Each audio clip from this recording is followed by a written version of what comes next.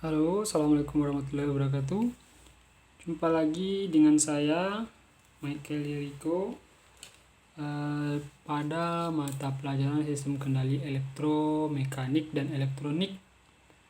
Kali ini kita masuk ke materi peralatan kontrol dan pengaman.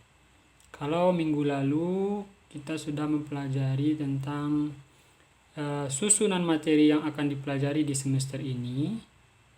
Hari ini kita masuk ke materi yang pertamanya, yaitu adalah peralatan kontrol dan peralatan pengaman. Tentunya dalam sistem kelistrikan. Nah, di sini mungkin nanti kita bisa ganti bahasa peralatan kontrol, bisa jadi kita bilang sebagai peralatan kendali, itu sama saja. Kemudian peralatan pengaman. Oke, langsung saja kita masuk kepada materi. Yang pertama yang perlu saya sampaikan adalah selalu saya himbau tak bosan-bosannya selalu jaga kesehatan, perhatikan protokoler kesehatan, jaga kesehatan, gunakan masker, hand sanitizer, dan jaga jarak untuk keamanan kita bersama. Kemudian himbauan saya yang kedua adalah bijaksana dalam menggunakan handphone. Gunakanlah handphone itu sebaik mungkin, seefektif mungkin. Memang gunakan untuk belajar karena peruntukannya untuk belajar. Jangan melakukan mubazir kuota. Jadi kalau Anda menggunakan handphone untuk belajar, ya manfaatkan untuk belajar, jangan digunakan untuk yang lain. Di situ menunjukkan kemampuanmu untuk mengendalikan dirimu sendiri. Oke? Yang pertama, dasarnya dulu kita dalam pelajari sistem peralatan pengendali dan pengaman. Peralatan pengendali dan pengaman ini, saya tunjukkan gambar ini. Pastinya kalian sudah sering melihat gambar ini. Kalau tidak pernah melihat gambar ini, berarti tidak pernah belajar fisika di SMP. Kalau tidak pernah belajar fisika di SMP kan belum layak untuk masuk SMK. Nah, coba kalian lihat gambar ini. Ini gambar seperti ini, atau gambar yang ini mungkin yang sering kalian ketemui di pelajaran fisika SMP. Kemudian juga yang di bawah ini sama, ketiga-tiganya sama. Gambar yang paling kiri atas, gambar yang ini kanan atas, dan gambar yang kiri bawah ini sama saja. Nah, ini bentuk gambaran fisiknya. Yang biasa kamu lihat mungkin seperti ini. Jadi yang pertama di sini ada yang namanya sumber tegangan atau sumber arus atau sumber listrik. Dalam hal ini disimbolkan dengan baterai. Kemudian di sini ada yang namanya saklar. Kemudian di sini ada yang namanya lampu atau beban. Ini juga sama. Ini bagian bawah ada baterai, kemudian ada saklar, kemudian ada lampu atau beban. Ini juga sama. Ini ada baterai, ini ada saklar, lampu, beban. Artinya ini apa? Ini adalah satu rangkaian listrik sederhana. Ya. Ini satu rangkaian kelistrikan sederhana. Lampu ini akan hidup jika ada baterainya. Nah, kalau lampu langsung dihubungkan dengan baterai tanpa ada saklar, tentu dia langsung hidup. Apa gunanya saklar di sini? Gunanya saklar di sini adalah untuk mengendalikan si lampu tadi. Kita ingin dia on atau dia ingin off, maka yang peralatan yang digunakan untuk mengendalikannya adalah si saklar tadi. Oke, ini juga sama. Kita lanjut. Kita lihat simulasinya bagaimana ini dia bekerja. Ini sama aja gambarnya. Ada saklarnya, ada baterainya, kemudian ada lampunya. Kita coba aktifkan. Artinya ini baterai, ada positif, ada negatif. Ketika saklar ini posisi saklar lagi terputus. Jadi rangkaian ini ngalir dari sini ke sini, terputus di sini. Artinya lampu tak hidup. Kalau saklarnya kita tekan, maka terjadilah aliran listrik dari positif menuju saklar, lanjut ke lampu. Lampu lanjut ke negatif. Baru terjadi aliran listrik.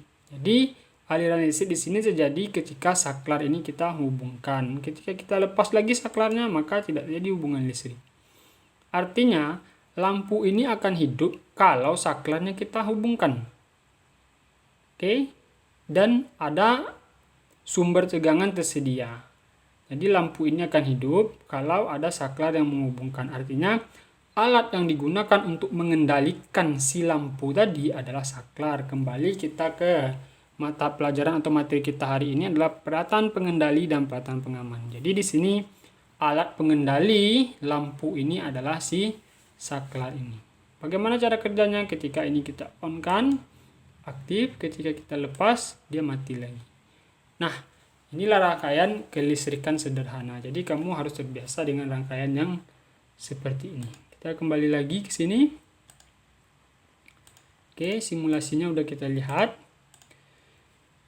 Ini tadi, ini pertama ketika saklarnya belum diaktifkan, lampunya mati. Ketika saklarnya kita hidupkan, lampunya hidup. Jadi, kalau kita berbicara syarat daripada lampu ini hidup adalah lampu ini harus mendapat aliran negatif dan aliran positif. Kalau sekarang kan dia belum dapat aliran positif karena saklarnya terlepas. Di gambar sini dia sudah mendapat aliran positif, si lampu tadi. Negatifnya ini sudah terhubung, berarti baru lampunya hidup. Jadi syaratnya lampu ini hidup adalah dapat aliran positif dan negatif. Bisa kamu lihat di sini, dia mengalir dari sini. Bisa kita lihat.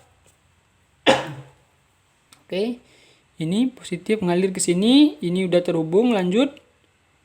Nah, maka lampunya bisa hidup. Berbeda dengan yang ini. Ini dia hanya positif ini mengalir ke sini sampai di sini nyangkut, tidak terhubung, lepas. Jadi tidak bisa ada aliran listrik, maka lampunya tidak hidup. Nah, seperti itu kira-kira konsep lampu atau ini yang ada di sini yang kita kendalikan ini bagaimana dia supaya hidup. Bagaimana syaratnya dia bisa hidup. Kemudian di sini fungsi saklar sebagai pengendali dia hidup atau mati. Oke. Dari gambar ini bisa kita kelompokkan komponen-komponennya atau perangkat-perangkatnya. Yang ini disebut dengan sumber listrik atau sumber tegangan atau sumber arus. Nah, ini dia dalam bentuk baterai. Tegangannya 24 volt. Ini positifnya, ini negatifnya.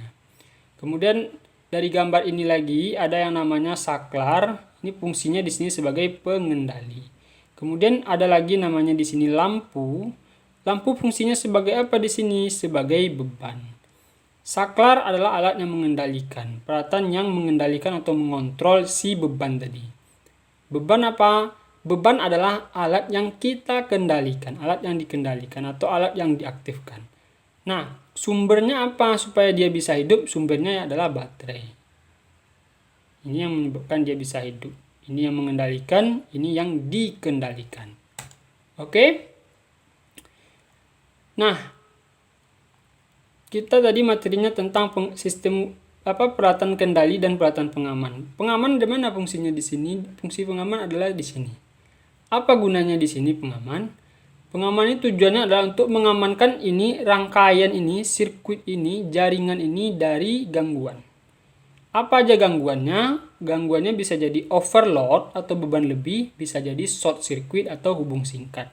Nah, jika terjadi gangguan overload, jika terjadi gangguan sesirkuit, maka pengaman berfungsi untuk mengamankan jaringan ini. Kalau dibiarkan bagaimana? Kalau dibiarkan itulah yang akan terjadi yang namanya kebakaran listrik. Nah, fungsinya pengaman di sini dalam pengamannya dalam bentuk fuse. Jika terjadi kondisi dua ini, kondisi gangguan yang dua ini bisa overload atau beban lebih, bisa short circuit, maka pengaman ini memutus sendiri. Kalau pengamannya sudah memutus, maka tidak akan terjadi lagi yang namanya aliran listrik. Kalau aliran listrik tidak ada lagi, berarti tidak ada lagi potensi kebakaran listrik. Oke, nah jadi di sini fungsi daripada pengaman. Nah, kita lanjut. Overload itu apa? Ini dia. Overload itu adalah kondisi beban lebih, kondisi kejadian di mana beban lampu ini lebih besar daripada sumber tegangannya. Jadi ibarat kata motornya Mio tapi kita muat 10 orang. Nah, kan tidak mungkin, itu namanya beban lebih. Apa yang terjadi? Bisa jadi motor Mio tadi jadi rusak kan gitu. Nah, itu contohnya. Jadi ini namanya kondisi beban lebih di mana besar ukuran daripada si lampu tadi, si bebannya tadi lebih besar daripada ukuran si lampu ini lebih besar daripada ukuran sumber tegangan atau sumber arus listriknya atau ukuran baterainya. Maka ini disebut dengan overload. Sekarang ada namanya lagi short circuit. Apa itu short circuit? Short circuit adalah kondisi di mana kita hubungkan atau secara tidak sengaja terhubung antara sumber tegangan positif dengan sumber tegangan negatif tanpa beban, jadi secara langsung. Kalau ini kan tadi positif masuk ke fuse, masuk ke saklar, kemudian masuk ke lampu, dari lampu kan ke negatif. Ini tidak masalah, ini betul. Nah, jika ini positif kita hubungkan langsung dengan negatif secara langsung tanpa adanya beban, ini namanya short circuit atau hubung singkat atau hubung pendek. Inilah yang akan membuat kebakaran listrik. Nah, supaya ini tidak terjadi secara berlanjut, secara terus-menerus, makanya di sini ada fuse. Jika terjadi kondisi seperti ini, baik disengaja atau tidak disengaja, maka fuse akan memutus aliran listrik. Kalau aliran listrik sudah terputus, maka tidak ada lagi potensi kebakaran listrik. Jadi di sinilah gunanya pengaman listrik. Oke, jadi kondisi ini tidak diperbolehkan. Nah, jadi dari cerita kita awal tadi, ada komponen-komponen. Yang pertama tentu ada sumber listrik tadi, kemudian ada pengaman, kemudian ada pengendali, kemudian ada beban. Sumber listrik tadi apa saja? Sumber listrik itu bisa berasal dari baterai, ini baterai atau aki. Kemudian ini solar cell, ini genset, ini stop kontak, kemudian ini pembangkit listrik. Jadi sumber listrik ini bisa berasal dari alat-alat ini. Yang atas, yang baterai, disebut dengan sumber arus arah, ini disebut dengan sumber arus bolak-balik. Kemudian ada lagi komponennya namanya pengaman. Pengaman itu apa-apa saja, bisa dalam bentuk sekring, bisa dalam bentuk MCB atau NFB, bisa berbentuk overload, bisa berbentuk sekring atau fuse. Kemudian ada lagi komponennya pengendali. Pengendali tadi adalah dalam bentuk saklar. Ini bentuk-bentuk saklar, bentuk-bentuk peralatan pengendali bisa dalam bentuk seperti ini, single pole single throw, atau dalam bentuk saklar TPDT atau rotari, atau saklar geser, atau saklar toggle switch. Jadi ini dalam bentuk peralatan-peralatan pengendali. Kemudian beban itu dalam bentuk apa saja? Beban itu bisa dalam bentuk lampu, bisa dalam bentuk setrika, bisa dalam bentuk pompa air, bisa dalam bentuk bor. Jadi beban itu adalah bisa kita artikan sebagai alat yang kita kendalikan. Kalau alat yang menghidupkan dan mematikan, yang mengontrol itu namanya alat pengendali dalam bentuk saklar. Untuk mengamankan itu adalah sekring, fuse, MCB. Sedangkan sumbernya yang tadi bisa baterai, bisa stop kontak, bisa genset. Oke. Nah, dari tadi kita bercerita tentu dalam bentuk simbol gitu. Ini kan dalam bentuk simbol. Kalau kita bicara baterai, kenapa enggak gambar baterai kan gitu. Kalau kita bicara tentang saklar, kenapa enggak bentuk saklarnya yang ditempel di sini.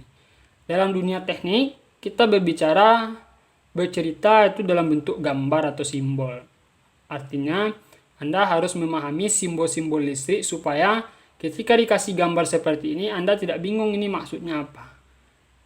Lampu jadi simbolnya begini. Jadi semua peralatan listrik itu dia punya simbol-simbolnya.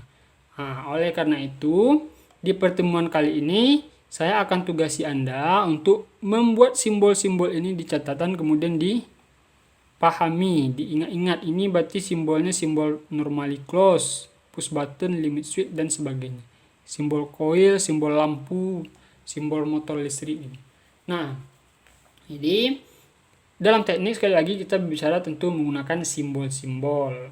Nah, supaya kamu bisa paham simbol-simbolnya, ini Anda catat dulu, Anda pahami, masukkan ke buku catatan. Oke, saya rasa itu materi untuk hari ini. Mudah-mudahan bisa Anda pahami. Kalau ada pertanyaan silakan ditanyakan, bisa via Google Classroom atau via chat di WA juga nggak apa-apa. Ini sebagai tugasnya. Simpulkan apa yang dipelajari untuk hari ini berdasarkan video ini, kemudian simbol-simbol tadi dicatat di catatan, difoto, dikirim di Google Classroom.